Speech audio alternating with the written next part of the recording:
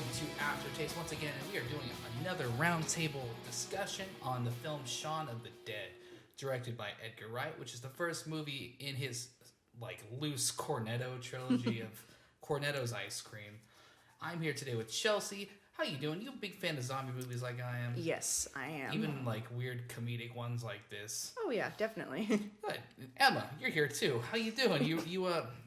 You a big fan of Edgar Wright films at all? Absolutely. It's like even his Scott Pilgrim movie, he tried his best and came out good. A lot of people think that's a cult classic, though. A lot of people enjoy that film. I can't even say that I've seen it, I don't think. But really? Yeah, I don't think I've even checked it out. Just listen to the soundtrack. It's a banger. Great. I will go home and listen to the soundtrack right after this without power. So when this movie first came out, I remember renting it from the Blockbuster video and just thinking it's going to be, it's just another. I had just watched the Zack Snyder Dawn of the Dead a week and a half before, and I was like, wow, zombies, these are so cool. But then I got this movie and I popped it in the VHS. This movie came out a long time ago. Yeah. 2000. Yeah, that was the end of the VHS era. It was very, very close to the end of the VHS. It might have been DVD, but I got it from Blockbuster, so Blockbuster was still around. Yeah. But it has the acting taste of, Simon Pegg, Nick Frost, a bunch of other people that I can't remember their names, but they're in every single Edgar Wright Cornetto film, basically. Yeah. Bill Nye. Oh, that's the. Yeah, Bill Nye. Dylan Moran. He plays David. David. Oh, the bathroom guy, or the roommate who just pops The out. bathroom Yeah, that was his main scene, right? Well, yeah, later on. on. He was in Yeah. the shower. He's like, No, that's Pete. That's Pete, and he's played by Peter Stefanowitz. Oh, who's that guy? Who are you talking about? You talking about David is the girlfriend's roommate. Oh, He's the annoying Pratt with the glasses. The friend zone guy. Oh, yeah. The extreme friend zone guy that gets ripped from his stomach out a window. Yeah. Yeah, it's awesome. That is one. I was pretty young when I first saw this movie. I wasn't that young, but it was pretty traumatizing for a second. I was like, this movie's been funny up to this point. It's not crazy gory yet. And Yeah. It was No, final act, they swung for the fences with gore, and it was they absolutely did. perfect. And with that scene specifically, it seemed like a very practical effect driven situation. They're pulling entrails out, but it's definitely I don't know, liverwurst or something like that. But it is one of my favorite films of all time, actually. Just the way Edgar Wright films the edits of everything, basically, the stop humor. The soundtrack is fun. Anytime I hear the Queen song, Don't Stop Me Now. Yes. It's not even You just think cricket bats and Pull sticks. Yep. And there's a pull sticks hitting. It's not a drum. Oh. Yeah. That was a very unfortunate situation for them in the movie because that attracted all the zombies, and there was some deaths along the way. Chelsea, Shaun of the Dead. Is it your favorite one of Edgar Wright's Cornetto films? Or do you prefer Hot Fuzz? Or did you ever see The World's End? Yes. It's a bit of a hard one to say because I do love the Cornetto trilogy as a whole. It's one of my favorite film trilogies of all time.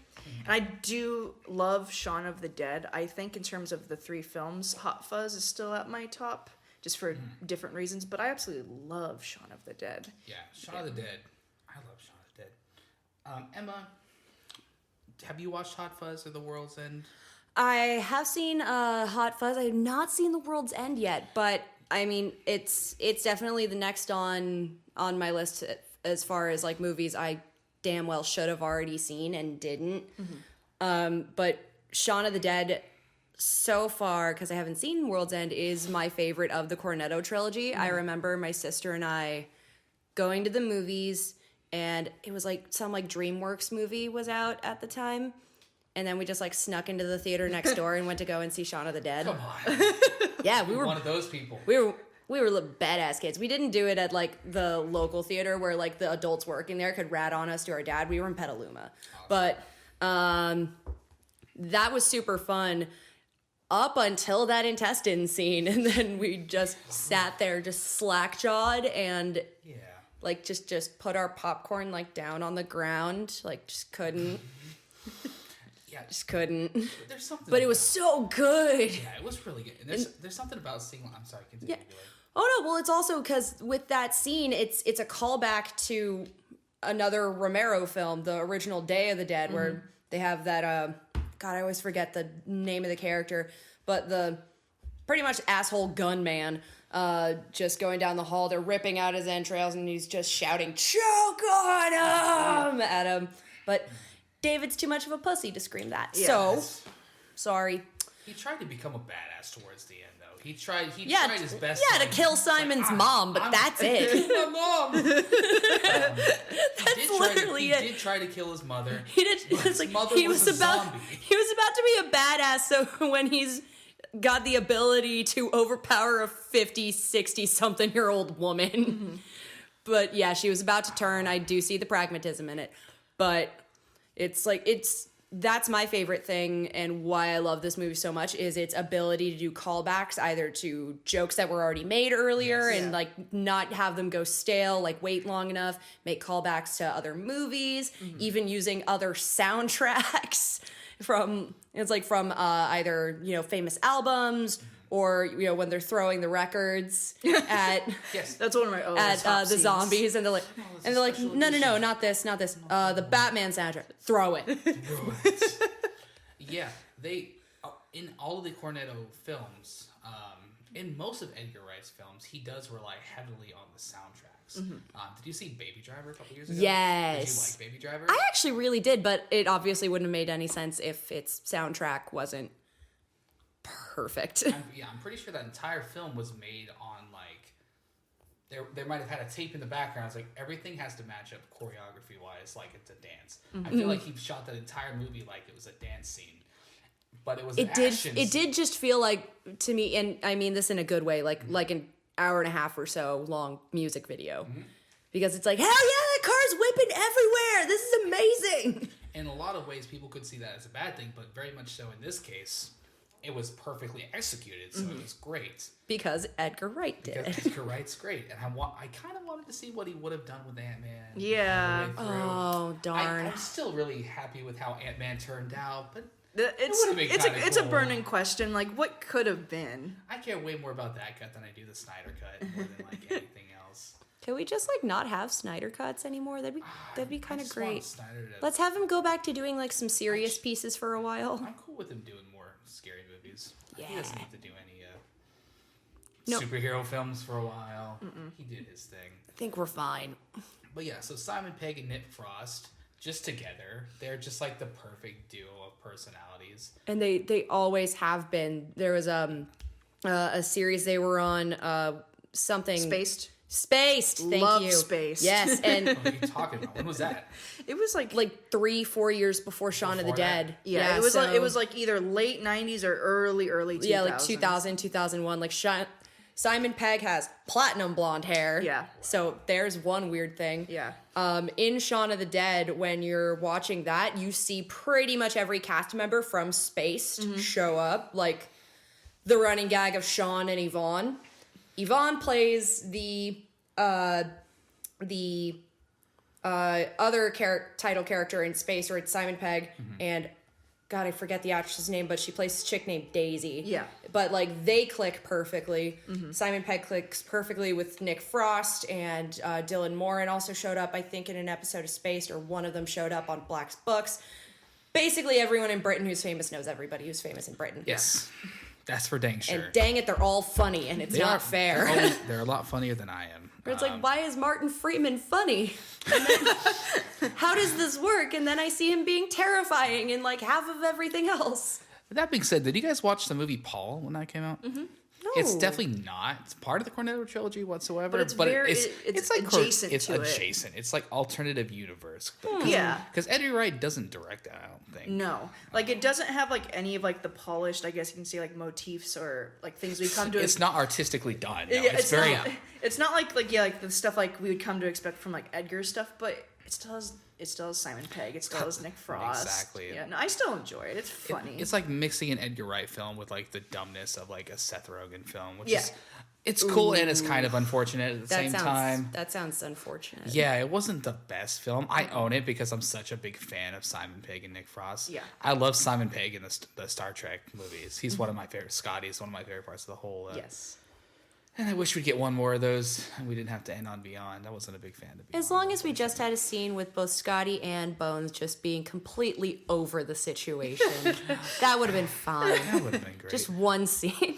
But Shaun, we can always go back and watch Shaun of the Dead and, and see Shaun being optimistic while also being a doofus. And Exactly. Simon Pegg's also in like the Mission Impossible franchise, isn't he? yeah, he is. He's the tech is he guy. doing? He What's he plays doing? Benji. Yeah, I have a soft spot for those movies just because of like Benji Yeah, and as everything they like say, that. as they say in Spider-Man, the guy in the chair.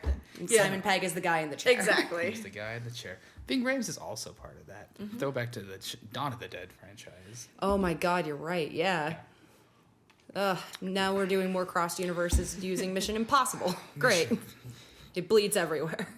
Just into everything. I'm not going to let Tom Cruise take control of this situation, but I am going to just bring this out there one more time. Shaun of the Dead, one of my favorite movies. Is there any scene in there that like sticks out for you? Because there is a couple for me. I would probably say, in terms, one of the my favorite things about Edgar Wright is his foreshadowing and how he does like callbacks. Absolutely, that is a big thing in his Yeah, films. I think probably one of my favorite early scenes on is when Simon and Nick's character walking out of the pub and they see the first zombie down the street. That I was just gonna bring that. I still do that. I still do that to everybody Me and my boyfriend do Yeah. that when we're walking from the store. all the time. yeah, so that's a standout Oh, one. man. The record scene when they're trying to decide on it's like which one? The Batman soundtrack. Throw it. Ooh, Sade. No, it's Sade, Liz's. It's like no. We might get back together. Yeah. Let's see. What's another one? I love. What's the roommate's name again? The one that the Oh, the shitty roommate or their flatmate. Like, Oh, the in one the beginning. that becomes a Yeah. zombie. Pete. Pete. Yeah. I love their reactions when he comes into frame and they're just like, oh, just that whole reaction. Yeah. It's like a zombie just came up. That's one of my favorites. Yeah, the movie's littered with moments like that you don't think about right away. But obviously, the Winchester scene with the "Don't Stop Me Now" is one of my That's favorite scenes of all time. Yeah. I love that the movie uses a literal Chekhov's gun. They introduce the gun in the It's first there. act. 5 seconds. Oh, it doesn't work. And it's like, I well, heard I'm it sure worked, that I'm it's pretty sure. deactivated. Yeah. I don't think it is. I don't think it is. And that's like, I mean, looking at it, I'd be like, nah, that's not even real. And just the fact that they got the whole their whole plan was there's a gun at the Winchester. Yeah. It's got to be there. It's got to work. Who's There's big, heavy doors.